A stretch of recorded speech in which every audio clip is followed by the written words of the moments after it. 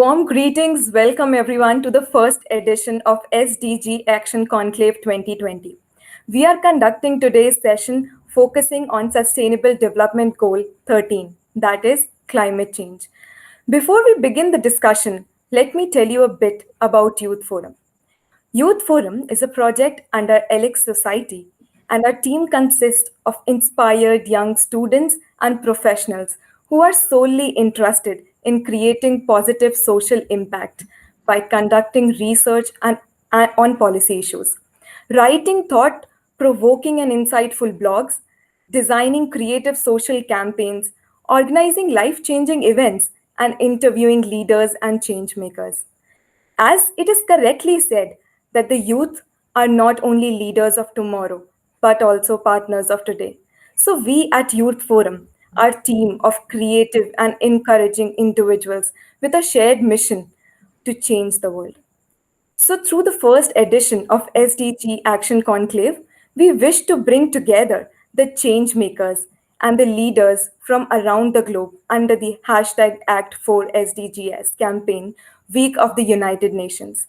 It will help to create an actionable agenda that will aid all in achieving the sustainable development goals through all the initiatives and more right now. The world leaders meet virtually at the United Nations General Assembly to discuss issues and give a solution to our tough times. We are trying to do our small bit by taking action and raising awareness and initiating a better direction ahead. The turning point of the planet and the people needs to be now. So, today we have two distinguished personalities with us who will help us in arriving a fruitful conclusion regarding the climate action. Let me introduce to you the speaker and the chair for today. Our speaker for today is Elise Bernal. Elise is a long-time advocate of impact initiative within healthcare and environmental sustainability. She currently invests in early stage startups and works in collaboration with foundations such as Greenbaum Foundation and other impact minded family offices. Elise has held executive level positions at several plant based and eco conscious businesses as well as non-profit organizations. She led acquisition strategies for one of the largest private-led HMOs in the US and has worked in Philippines, France, Germany, Switzerland, and the UK. She graduated with honors from Wellesley College and holds an MBA in healthcare management from the University of Pennsylvania's Wharton School of Business. She is also recently helping to create, seed an initiative at the intersection of sustainable rural farming and COVID food aid in some of the poorest areas of Philippines. Their seed grant was then amplified by funding from Google, Facebook, and national banks. We are honored to have you with us today, ma'am. Now, let me introduce you to our chair, Kunal Mandal. Mr. Kunal Mandal is the co-founder of GyanSpace, a gamification company which uses quizzes and other games as a tool for personal growth and people engagement. He is also associated with citybittestindia.com, which is a travel portal that helps travelers discover and book inspiring city experiences provided by local experts. Currently, he is on mission to teach curiosity as a life skill, increase awareness about sustainability, and empower young Indians to be more than they thought they could be. So, to take forward the conversation while trying to arrive at the solutions through the sessions on SDGs, I would like to hand over the conduct to Mr. Mandal. Thank you, Muskan, and a very warm and happy welcome to each and every one of you who is joining in and listening in. I have a very, very special guest for today's session, and I have the beautiful and brilliant Elise Bernal with me. Elise, thank you so much for being here. A very warm welcome to you as well. Thank you, Kunal, and thank you, Muskan. I'm so happy to be having this conversation with you and your organization.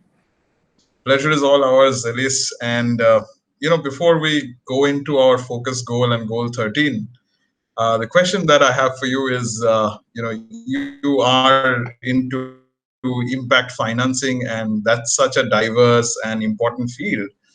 And my question is, how did you end up there? And tell us a little bit about your journey and what was that calling that you had that lead you to where you are right now? Sure. I feel like it's a bit of a circuitous route. I really started off working in healthcare out of college and saw that there were huge disparities in access to healthcare. And this was inspired from many of my travels to the Philippines as a little girl, where I didn't understand how growing up in the suburbs of Boston, I could have access to such incredible doctors. And anytime I even had a little cough, there was someone there to help me. But in many parts of the Philippines, there, disparities, not just in healthcare and access to food and shelter, it really all ties in. But I started working in biotech and wanted to look at ways that through innovation, we could improve access.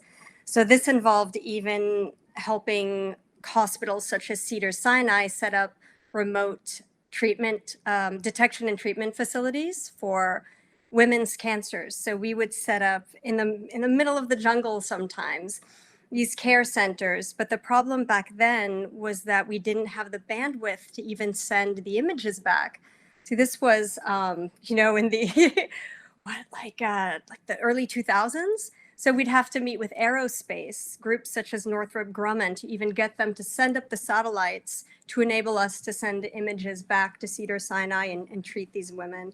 But as I came to learn more about healthcare systems, especially in the US, it was really during my time at business school that I realized there was so much more to do on the preventive side of healthcare.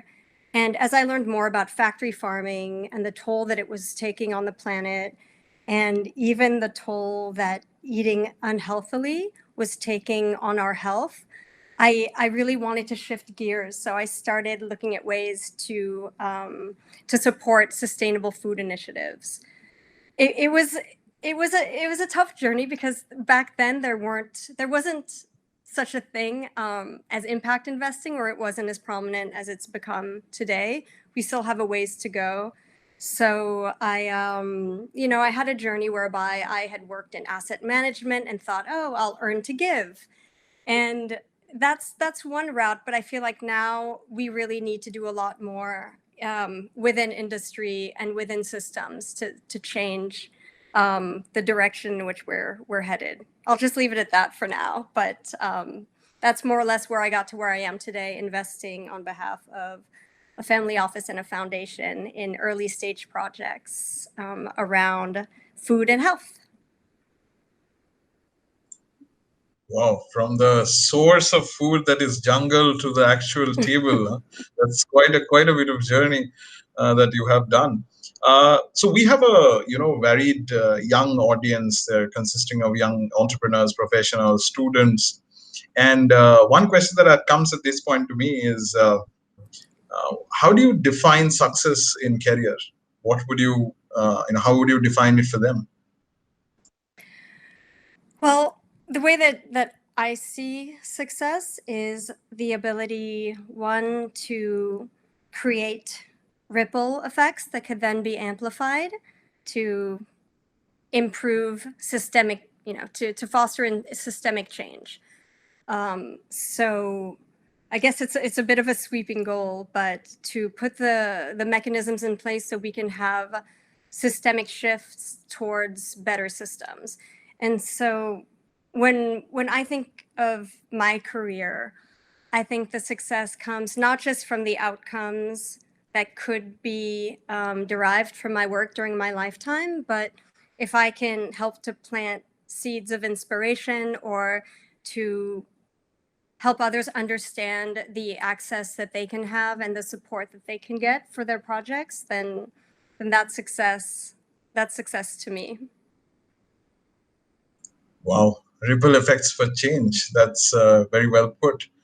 And okay, so I think now at least our audience knows a little bit about you. So let's dive into the focus goal that we have, which is SDG 13, or climate action. Well, climate action is one of the most central goals, if not the most important goal among the SDGs that we have. And developing countries need aid from the developed countries in order to comply with most of the action plan that has been laid out to achieve the goal number 13. The UNFCCC aims to mobilize, or at least aimed to mobilize, $100 billion annually by 2020 to address the needs of developing countries and help mitigate climate-related disasters. Now, but the fact is, it is already 2020. And it seems like, as for the discussions that they have recently had in the UNGA as well, is we are far, far behind. So do you think enough has been done in terms of these finances that they've spoken about, or do we just need to do more? And if we need to do more, then what direction should we go in? Absolutely, we need to do more. We absolutely need to do so much more. And I think that it's not just a question of certain organizations contributing to this. I think it just really needs to be all-encompassing. So, government, NGOs, private sector, CMOs, even at the individual level, like this really at this point, if people haven't understood that this is absolutely a team effort for survival, then I don't know. I don't know what people have been doing or what they're thinking, but we need to mobilize as a team to solve all this, but absolutely at the grassroots level, at the localized level, we need to do so much more. And it's great that there's the mobilization of these funds to mitigate climate change. But one thing I think a lot of groups bump up against is the last mile delivery of some of this aid. So, it's great to have funds earmarked for a certain initiative, but sometimes some of that gets lost along the way. Some of the efficiency of the initiatives gets a bit lost, and then last mile, how much of that funding really goes to where it's meant to go? How much is going to the communities that have been hit by the cyclones, that no longer have a livelihood, either because of lockdown or because of the increase in these climate disasters? Not just the cyclones and the flooding and the typhoons that have hit certain parts of the world, but then at the same time, the fires that are happening in the U.S. You look at the U.S., go a little south, and the fires raging in the Amazon are just, what's been earmarked for that and how much is really being delivered. So while I so appreciate that groups have paid attention to this and earmarked funds, we need to work in better cooperation to get the last mile covered. And it's not always easy. I mean, it's absolutely, difficult, complicated. Logistics are tougher because of COVID, but we need to attack that. So, whenever these discussions happen, in many cases, developing countries or even others, keep saying that, okay, we need more and more funds. So how do we really, since you are into impact financing, I'm putting this question to you, that how do we really mobilize these funds to the right places where they actually need it? You mentioned some of the natural disaster, and of course, Australia has burned, California is burning, Amazon is burning. In fact, my own hometown back in India, which is near Sundarbans, got affected by heavy cyclone this year called Amphan, and a lot of the parts have been devastated, and we're coping with it, with the losses and everything. So even post-disaster relief needs fund, needs resources, need actions at every level, right?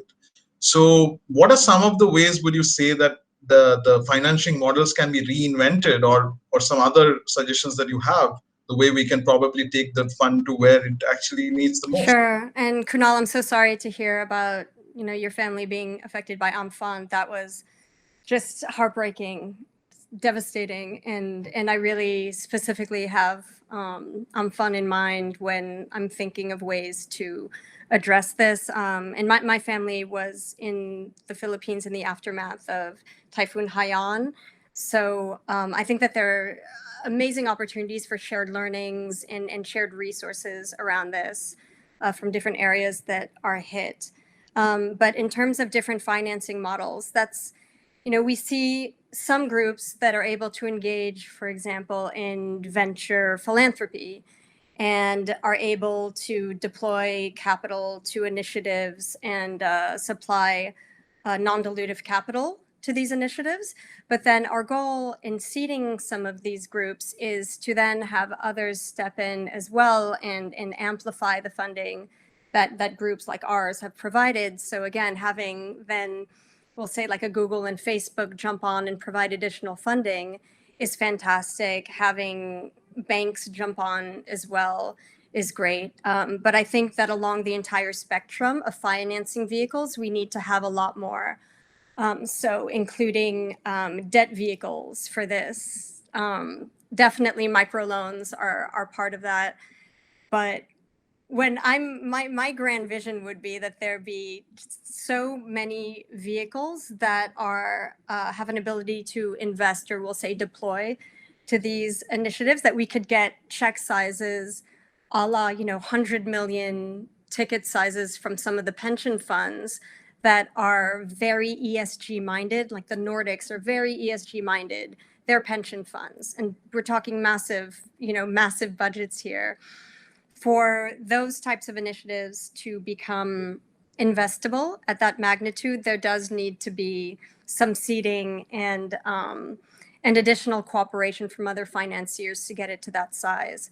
But in general, I think another part of your question is, how do we get the financing to where it needs to go? I think that we need to do a lot more around even the data collection in order to be most efficient with our capital. And so that's where I'm really excited to forge collaborations and partnerships with different groups that have a lot more data, even on the ground, that can be open source and shared. I know that I'm working on this myself for certain areas of climate change. So definitely around ag and the contributions that, we'll say, bad ag has to climate change.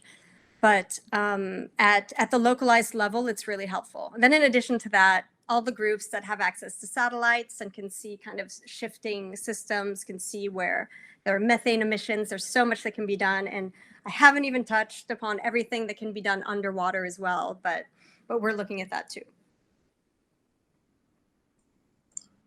Wow, that sounds really, really fascinating. And all the young entrepreneurs who are listening in, there is a gap that she mentioned, and there where you can help localize data with global funding. Probably that's one way to look at solving this problem that we are facing today.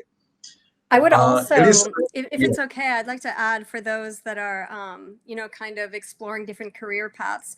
So one part of this, the issue of data, is not even just getting access to, we'll say, satellite images or drone imagery, but there's a lot of cool stuff that's just emerging in AI around that data, because you need these algorithms to be able to search out the areas of interest, and then AI to kind of clean up the images.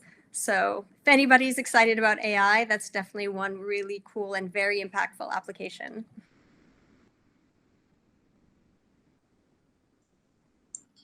There you go. Another problem which you can take up and build a career on or solve as an entrepreneur. Thank you, Elise, for sharing those. Well, let me go to one of the sub-targets now of this goal, which clearly says that in order to achieve these, the SDG 13 in particular, we need to improve education and awareness. And build human and institutional capacity on climate change mitigation, adaptation, impact reduction, and early warning. And this is, I think, critical because it's also pretty close to my heart, because I've always believed in the power of knowledge and curiosity. So how and of course this we are talking is also falls in the similar range, that we are trying to raise that awareness about the goal so that more people listen to us and then probably get inspired and take action. But how do we do more of that? You have any suggestions on that front? I would love to hear. Sure. So incredibly important. So I'm so glad that you're bringing it up. The education and the awareness, especially when it comes to engaging the youth, is hugely important.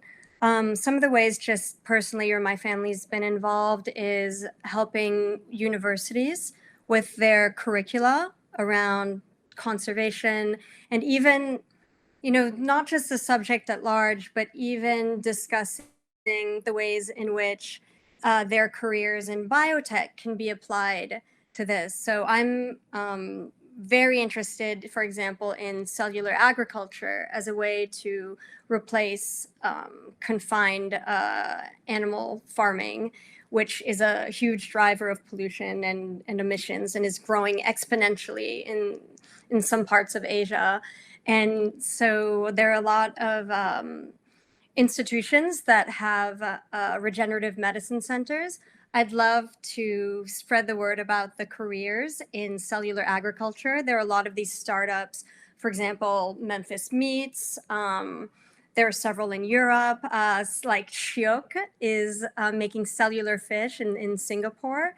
They really need a lot more scientists to come on board to that industry. And again, it is one that's starting to get a lot of attention from different funding groups, and even the Sovereign Wealth Fund of Singapore has invested in this because they are really being creative about ways to address their own food insecurity. So that's one way, is just through university curricula. But in addition, I think that there's so much opportunity around storytelling. And I think that's an area that is perhaps undervalued in the funding world. So we, the Greenbaum Foundation has funded several documentaries, including several on Netflix, a few more that are coming out, really around climate awareness and even nutrition. So they funded The Game Changers, for example, with Arnold Schwarzenegger and those guys. But even the Asian Development Bank, I'm sure that they've done a lot outside of the Philippines, but I did notice that they had an initiative whereby they were highlighting young authors that had written short stories about conservation. So there was a story, for example, about a child and their friend, the whale shark, and another story about saving the mangroves in their area. I thought it could be interesting to look at even animating those, at least illustrating them. There are some groups that are looking at comic books with superheroes that are saving the planet, gamification. Gosh, like there's a lot of cool stuff being done in VR as well. So I think that there are cool ways to engage in maybe non-traditional ways around climate and inspiring action through stories. Yeah, I totally resonate with what you have said. I think inspiring with stories is one of the ways we can get everyone from young to old, and that has always been one of the core competency of being a human, right? We always loved stories, good stories. Yep. And that is what we need more and more. And in fact, at my company, we have done a lot of work on creating comics and board games related to the SDGs to promote them in local language. Really? Yes. Oh, I'd love to learn more about that. Yeah, sure. I mean, I would definitely, get those across to you. But I think because I honestly believe that, as you said, unless we explore these alternate channels in more depth and come up with, solutions that are really, really engaging for people to interact, we will be sort of falling behind because we don't realize sometimes that it is a matter of urgent now. Yes. So that urgency needs to come from the fact that everyone needs to now sort of come together and realize that happens, and that has to happen at every level. As you mentioned. Thank you so much for those suggestions. Now, SDG 13 also encourages focusing on women, youth, as you said, and also local marginalized communities in order to promote mechanisms of achieving climate action. This clearly entails diversity, one of your favorite topics indeed, because previously you have mentioned that if there was one thing you could change in an interview, you said you would love to see more diversity. Absolutely. And I totally agree that when it comes to achieving not only SDG 13, but probably all the goals, the more diversity, the merrier. So my question to you is, how can we encourage more diversity for climate action? Sure. I think we just do it. So, I mean, in our case, I think what we've tried to do is to an extent just try to lead by example. So just well, I'll just take an example. Several years ago, when I was kind of focused more on the hedge fund world, I noticed that there was a group of women that had started actually an activist fund. And I think that those funds are actually very interesting when it comes to, when harnessed right, could be interesting as a change agent. But anyhow, so it was a group of women so smart. They had done very well, but for some reason, their assets under management were a fraction of comparable funds that were run by men. And I didn't know if it was a question of networking, like access to certain networks, or just, I don't want to even speculate why else they wouldn't have had the assets under management that they did. But I just talked to a few different funders and said, hey, why don't we take a look at them? I think that they're incredibly smart. I think this is a good, just looking at the investment itself, not even a question of let's elevate women, for example, but the playing field doesn't seem to be even right now. Let's invest. And so we did, and we got some other families to invest as well. And I think that if one can just kind of put their money where their mouth is, then that's helpful. But in addition to that, we had noticed that in certain spaces, there was just drastic underfunding of diverse managers and women. So just a few of us on the side started a fund that was, we initially it's just giving grants to groups that are launching initiatives in sustainable food, but we just kind of pooled our funds and said, hey, we're going to just make it a special interest or a special goal of ours to really invest in women and people of color, underrepresented founders. And so we just started it. I feel like it's really not that hard, but people just need to, at least recognize maybe, even if it's unconscious bias and lack of access to certain networks. I think that if we really push ourselves to re-examine the way that we evaluate initiatives and what it is that could cause us to invest in a certain group over another one, maybe that group, like we know them because they play golf with our cousin or whatever it is that happens. I understand that, the accountability, but it's also, hey, there are a lot of voices that need to come to the table, and that diversity of voices makes an initiative so much stronger. There are even groups, huge investment groups that have found that, when they do have that diverse lens, that their returns are superior. So it's not even a question of it's the right thing to do. It's also better for the portfolio. So I see no reason why an investor would not push themselves to re-examine the way that they evaluate investments. Wow, I'm glad to hear how diversity has become a part of your investment hypothesis and how you are driving change through that. I mean, that's really, really inspiring. I'm trying. There's such a long way to go still, but I think that there are a lot of great groups that are working on this as well, and I think that the tide will change. I'm hopeful. yeah, hope is probably our best hope, right? Yeah. So, and as you rightfully said, that it's hard until it's done.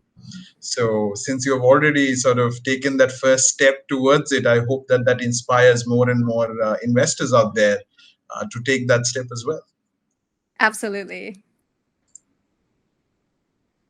Elise, at this point, I want to go back to a point that you made earlier, which is, I saw your video regarding the future of food on post-pandemic Earth. And you talked about the effects of factory farming on the environment and humans, and you touched upon it briefly in our previous answers. But tell us a little more about that, if you can, and how that is a contributing factor in achieving SDGs. Sure. So I think this also goes back to the issue of data. As I've been working with several climate data scientists around this, and as I had mentioned before, like there are these enormous pension funds that are very environmentally minded, and that's really heartening. I think that in general, every allocator needs to be a lot more environmentally minded and socially minded. But that's a whole question, even of fiduciary duty, that is a whole other can of worms, and I think should include fiduciary duties to community and to planet. But a few of us have been discussing that in the industry. Either way, so what we've noticed is, as far as the contributions that we'll say bad ag has to emissions, we really think that in regard, like as compared to energy, there seems to be a neglect when it comes to innovation in that space. And it's really starting. There are some incredible groups that are working on protein alternatives, whether they're plant-based or they're using fermentation and fungi, or straight through to growing animal proteins from stem cells, which is really so much more efficient than having to grow the animal. And you could, for example, I think it was grow a chicken in a week instead, of the months that it takes traditionally, and then you don't have all the like superfluous parts of the animal, but also it's just so much less cruel. I mean, there's the cruelty factor is one that really concerns me as well, is just the regard that we have for other creatures that we share the planet with. But what some climate experts pointed out is that we may be at the top of the S-curve for energy solutions, and that the decarbonization in energy could come along a lot faster. However, with ag, like I had mentioned, there are, in many parts of Asia, these factory farms are growing at an exponential rate. So what we posit is that in the future, ag is going to play a much larger role in emissions, and it's one with, like I said, much less innovation or less groups working on innovation in the field. It just doesn't get as much attention. And that's why we really, really want to make the push in this area to make a dent in climate. It's also an area in which we feel there's less maybe institutional investment vehicles, and that's what we want to change as well. So a lot of these huge pension funds are investing so much in like wind farms and solar, and that's incredibly important. But when you look at the increasing role that ag has to play in global warming, it's really concerning that we're doing so little, relatively speaking, in regards to ag.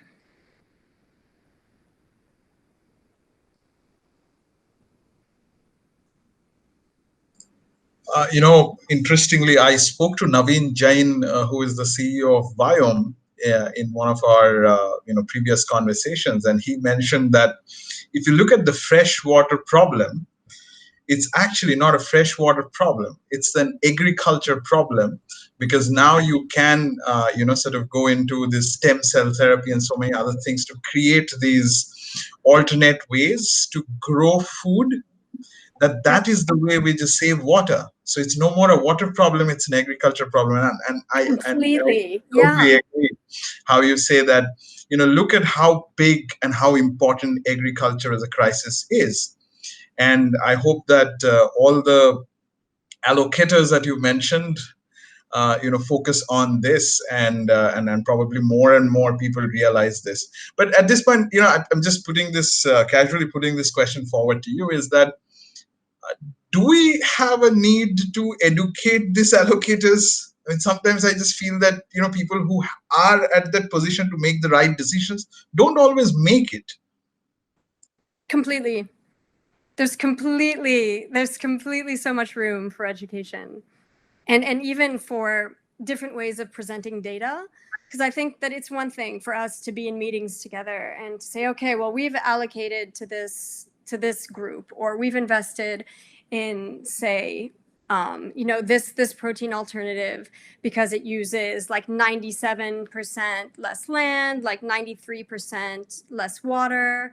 Like the emissions are, again, like a tiny fraction of what the beef industry puts out, and that's helpful. But again, I think that if you just have data points without a way to present it or have the storytelling really speak to the investor, there's an investor that I respect a lot, Tom Chi, who founded Google X. The way that he puts it is the ability for those investors to metabolize information, for it to really sink in and to really, get into their system. And I think that's just storytelling is a huge part of that. Not just spreadsheets, although the spreadsheets are incredibly important, right. But yeah, the storytelling is huge. I love how you bring storytelling as a magic tool in everything that you're talking about, and I can't agree more on that.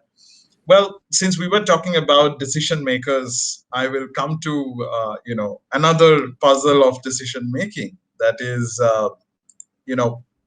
USA is the second largest contributor of carbon emissions in the world. And we know that recently it backed out from the Paris Agreement. Now, one of the things that bothers me a lot is that if bigger countries, influential countries are taking decisions like this, going forward, keeping the diversity and need, I mean, we do understand that in many cases, countries argue, especially island countries or smaller countries, that many of the facets of the climate change is localized problems. But then again, it has to happen at a global cooperation level. I mean, we have seen recently so many oil spills, which are our doing, right? Yeah. So keeping all these things in mind, I think global cooperation is more and more important going forward for us to achieve this, because we all have to agree that we will do this together and we will help each other do it. Keeping that in mind, I mean, what would you say, how do we tackle this problem of collaboration at a decision-making level? Kunal, yes. How do we tackle that? It was very disconcerting that the U.S. left the Paris Agreement. I don't think that it was emblematic of how many in the U.S. felt about the contributions that the country should be making to climate change, and I hope that there will be a shift in that regard. I was originally French before I got American citizenship, so I have that for now. I think that there are several countries that in the meantime are trying to make up for it, and that don't have maybe the same outlook on this. Like some initiatives, for example, that the US, the way it is right now, wouldn't fund. We're, for example, in oceans conservation, we're so excited to see that countries like Australia have taken the reins and have made this a priority, especially after the terrible fires that broke out there last year. So I think that there's absolutely, again, hope in that regard, that countries will start to see the need for cooperation. I know, for example, that with ASEAN, the Southeast Asian Trade Agreement, that there are initiatives there that are promising. My understanding is the Philippine government has had a bit of a shift in their thinking around climate and are looking at ways to implement this.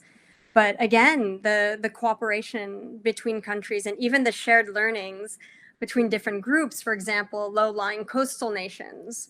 There's so much interesting tech that can be shared in that regard. For example, I know in the Philippines, we're doing research on strain selection for bamboo that can absorb floodwaters. So this strain of bamboo can be planted around farmland, and when there's flooding, the farmland is much more protected than farmland that doesn't have this bamboo planted around it.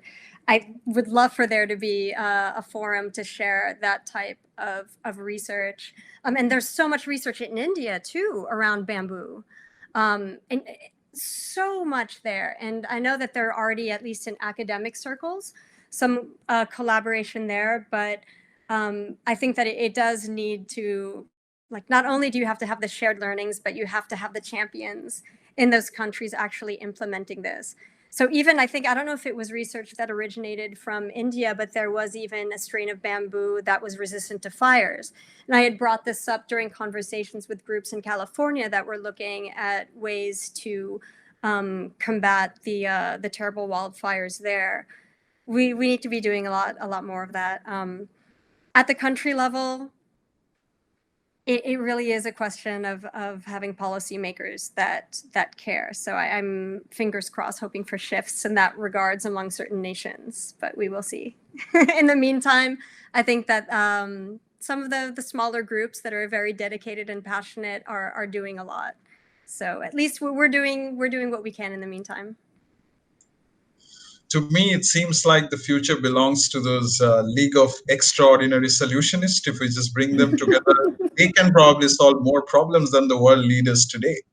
And as you rightfully said that the solutions do exist in different parts of the world, and they can be implemented at scale in different other parts of the world. And we must come together. And probably we need that champion storyteller to come and share those stories with others so that they can go and make that change happen. Exactly. Yes. You've nailed it. That's exactly what we do. I am ready to help if you need me there. And thank you so much for sharing such beautiful insights and examples that you have shared with us today. Now, of course, we talked about the past, present. It's time for probably look at the future. So my question to you would be that if we are to achieve this goal by 2030, we have 10 years left. We have done enough. We have to do more. And, the fact is that we are probably lagging behind. And keeping that in mind, what would be your blueprint? What would be your recommendations for the world to take action in the right direction? Sure. We absolutely, like you mentioned, we need buy-in from the government. We need the governments to understand the implications of the current systems as far as policy. Even if you look, for example, at the US, and let's take ag, the subsidies that are upholding bad ag are completely nonsensical. The types of commodities that are being championed, there's no reason for it other than helping certain interest groups.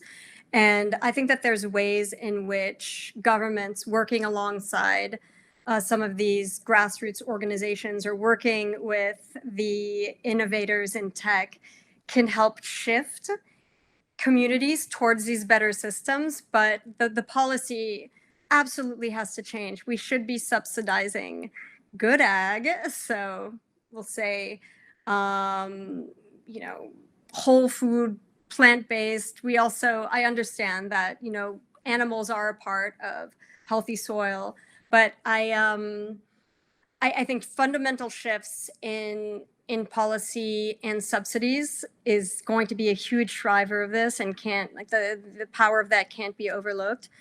But in addition to that, the blueprint does involve the R&D around innovation in these areas. So innovation in food, maybe the upstream, looking at the machinery, looking again at the research around strain selection, for optimal crops, moving away from monocropping. All of that needs to happen, and then really, I don't want to underestimate the power that individual behavior has in this, and education. So really getting our communities to understand the implications of even their everyday choices, but also giving them the opportunity to access the better food for their own health, for the health of the planet, for the well-being of the creatures that are on it. That's, I guess, my general blueprint for a better Earth, or one, that is still in existence. We all need to do our part, and we all need to help make those shifts. But I'm hopeful that we can rally the best in us to make that happen. There is no planet B, right? This is the only one. So there should not be any plan B as well. This should be our only plan. So thank you so much, Elise, for sharing your ideas, how we can reach there probably by 2030. At this point, I have a young voice with me. I have Muskan, who is a young student from Rajasthan, western part of India. And she has a couple of questions for you. So Muskan, please introduce yourself and ask your questions. Thank you so much, Kunal. Yes. Hello, Elise again. Hi, Muskan. My name is Muskan, and I'm currently pursuing my bachelor's in political science. So I've been working in social sector since past 2 years, and I recently joined Alexis Group as an intern to work towards better achievements and implementation of SDGs. So I have just two questions for you. So firstly, we all know that impact investing is a game changer and challenges the long held views that social and environmental issues should be addressed only by philanthropic donations, and that market investments should focus exclusively on achieving financial returns. To what extent is this true, and how do companies and foundations proceed with the module that impact investing proposes? Sure. Thanks for that question. It one thing that just really hits me is the profit, right? The impact investing for a return. And while there are some tremendous examples of firms that have been extremely profitable, that are healthier for the planet, that are healthier for food systems, I think that they're like what you mentioned about philanthropic capital, the role it has to play, and then impact investing. For us, it's absolutely a question of seeding with philanthropic capital the initiatives that can grow to then receive more of the funding from institutional investors for a return. However, I think that, in our view, we're just very impact minded in the way we deploy. So, for example, I feel very lucky to work with a group that has decided to deploy during the lifetime of the founder 85% of his wealth, and then the rest within a few years of his decease. But what we look at is what the initiatives that are the most impactful as far as planetary, community, environmental health. In order to achieve that, we know that we need to create initiatives that will then get the additional funding from groups that don't have that mandate, that have a fiduciary duty to their investors or to their firm to maximize profits. And that's where there's a complication. And that's where we run into issues, because profits can sometimes come, as this is no surprise, at the detriment of the environment and the communities around them, around these companies. But if we were to change the scope of those fiduciary duties, and there are some groups that are doing this, and there's some interesting work that's being done around structures like B Corps, and the like that include the well-being of the communities and the planet as part of the investment thesis. There needs to be a lot more of that. And as far as getting institutional investors on board, I also think that changing the benchmarks for those portfolio managers and having different bars for or different measures of success is one that is kind of, you know, my vision for institutional investing. It's a tough one, but there are a few groups for sure that are on board. But in the meantime, you know, just like I had said before, even showing that doing good by the planet and doing good by communities and the other creatures on the planet is good business, and including diversity is good business. We've got that argument in the meantime. So that, you know, gives me hope, but we need to push for much more. So any ideas are welcome. I'm having a lot of conversations with institutional investors around this, and a lot of them are on board with the idea of improving impact, but they're also kind of, you know, like shackled by these metrics by which they're being judged and their performance is being measured. So to the extent that we could change those, that would be a huge help. I don't know if that answers your question, but those are my general thoughts on impact investing and profitability. Yeah, those were some great insights from your end, and I think yes, it is definitely giving us a particular roadmap to go about the things. So my second question to you is like, tell us about couple of actions or things that young individuals can take to contribute towards the goal that we are trying to achieve. As a young individual who is passionate about SDG 13, what is that I can do to contribute?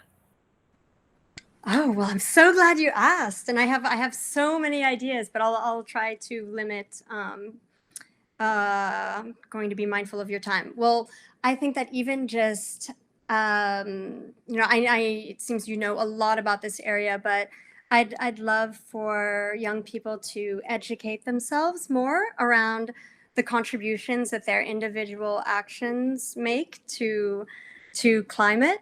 So from the food that we eat to the way in which we even live our lives, you know, what kind of packaging, you know, could we do more as far as petitioning for change around some of the corporate practices. I love the way in which social media plays a part in this. And I really think that young voices have really made themselves heard recently, and I'd love for them to even do more. So yeah, the education, even examining their own decisions around, you know, their own daily choices, and then, you know, sharing their learnings with others. And I'd even add to that, just seeking out mentorship. I think that there's a lot of you know, older generations that realize just the incredible passion and energy that young people have around these issues, and are just very eager to help in any way. But I think that if you were to reach out for mentorship, I know that there's a whole slew of people and groups that would be so happy to help out. So even just creating more opportunities for mentorship programs would be fantastic. I'll have more. I'll have more later, but we can hopefully chat more offline about all that. So many ideas. Thanks for Yes. asking, though.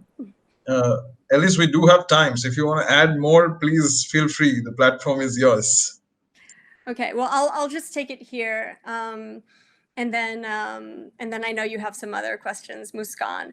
But I think that incorporating creativity into all this, I know that for me at least, the arts and music just have, and literature, movies have had a hugely influential role in my impact journey. So to the extent that one feels inspired to create, whether it's through song or whether it's through drawing or poetry, I think that that's just a beautiful medium to express ideas around change, to express whether it's discontent or even, I don't know, showing or expressing the beauty that you see in the natural world. There's so much that goes into that storytelling that I had mentioned before. And, you know, like the news isn't great. There's a lot of, you know, terrible, really anxiety inducing there are a lot of anxiety inducing events that are happening right now, and having beauty around us and reminders of what we're fighting for is really important, I think. So I would add that. Thank you, Muskan, for your questions, and thank you, Elise, for those great suggestions. We are almost towards the end of our conversation, and it's always very hard to sum up after such an insightful session. But as the host, I'll try my best. Everyone who is listening in and joining in, you have heard Elise take us through various facets of solutions and ideas that we need to take forward and make climate action a reality or a force to reckon with. Few of the ideas that comes forward is that innovation in food and agriculture is going to be the centerpiece or keystone for solving Goal 13. Data is going to play a very, very important role. We need to use data for good to inspire decision makers to take the right decisions. We need to take improvement of planet into account of our investment thesis so that the funding reaches the places where it needs the most to make the change happen. And for all the young people who are listening in, as Elise rightfully said, from the food we eat to the way we live, our lives are integrated with the planet. Every decision that we make makes a contribution, and that contribution should be positive. So take decisions, take actions that are positive towards the planet. More importantly, share the knowledge that you have learned and seek mentorship. Last but not the least, we must bring inspiring stories together to share ideas around change and eventually create a ripple effect towards a systemic shift that make the change happen. Elise, once again, thank you so much for your time and talking to us so wholeheartedly. But before I end this session, I have one last question for you. If you have to sum up your vision for a better world in one sentence, what would that be? Well, thank you so much for that, Kunal and Muskan. It's been such a pleasure speaking with you both, and I feel so honored to have been part of this forum. As far as my vision for a better world, it's one where we have improved cooperation and we consider the way we treat other humans and non-humans on the planet, and it would be a vision whereby the world was better off because we were here, and not the opposite, that the actions we took left this place a little better off and left the others a little better off. That's my goal. As you rightfully said, Elise, we have to be proud of, or we have to be proud to say that we were here, and that's why it is so beautiful. So that's such a fantastic note to end this conversation with. But before that, everyone who is joining in and listening in, remember For a world where no one is left behind, it has never been clearer that all of us have a role to play in order to bring about change. Whoever you are, no matter where you come from, every one of us can make a difference. Every action truly counts. Get involved. Attend the SDG Action Conclave 2020, participate in the SDG quiz, help raise awareness about the goals, and connect with a global community of passionate volunteers. This Global Goals Week, let us all come together to spread the knowledge about people, planet, and our sustainable development goals. Thank you once again all for joining us. Follow us on Instagram at Youth Forum India for all the updates. Elise, thank you once again for joining us. It was a pleasure and an honor to have you with us. It was a privilege. Thank you